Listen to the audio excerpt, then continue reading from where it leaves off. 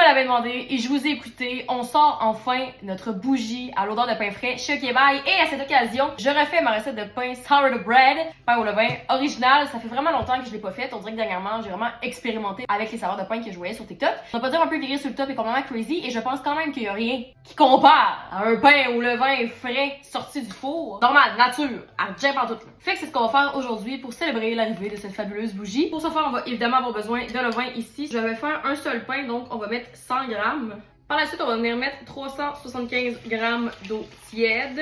Et là, on va venir aussi brasser de manière à ce que ça se dissoude pour que ça ait une texture laiteuse. Fait que là, on va venir ajouter 12 grammes de sel.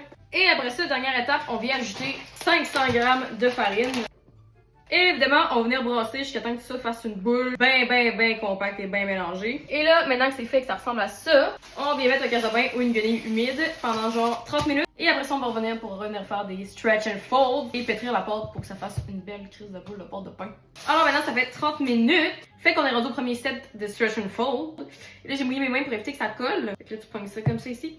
Et tu colles ça de même.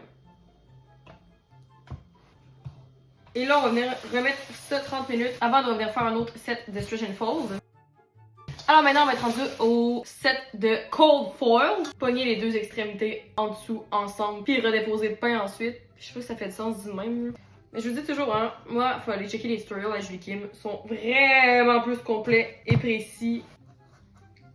Alors là, on va laisser reposer un autre 30 minutes avant de revenir faire exactement la même chose pour une dernière fois. Puis après ça, on va laisser reposer entre genre 3 à 6 heures. Puis après ça, on va venir mettre ça au frigo toute la nuit. Fait qu'après avoir sorti le pain du frigo, quand il est passé toute la nuit, je suis venue mettre farine pour faire mes petits designs dessus. Faire toujours une fente sur le côté pour comme laisser passer l'humidité. Puis après ça, je suis venue le mettre au four avec couvercle pendant 25 minutes, puis un autre 25 minutes sans couvercle après ça. Le four était à 425. Et donc, c'est prêt, comme c'est ici. Il est un peu plus plat que j'aurais aimé. Je sais pas pourquoi, dans ce temps-ci, mes pains sont quand même plus plats qu'avant. C'est vrai qu'ils ne levaient pas autant. Mais bon, je suis sûre que ça va être bon pareil.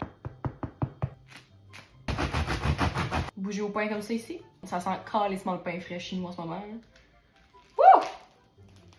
Ah! Petit disclaimer, la bougie au pain est disponible seulement pour le 1er avril en précommande, avec livré dans genre une semaine à 10 jours. Fait que si vous la voulez, dépêchez-vous. N'hésitez pas trop longtemps parce que c'est vraiment 24 heures. Sur ce, je vous dis OK, bye!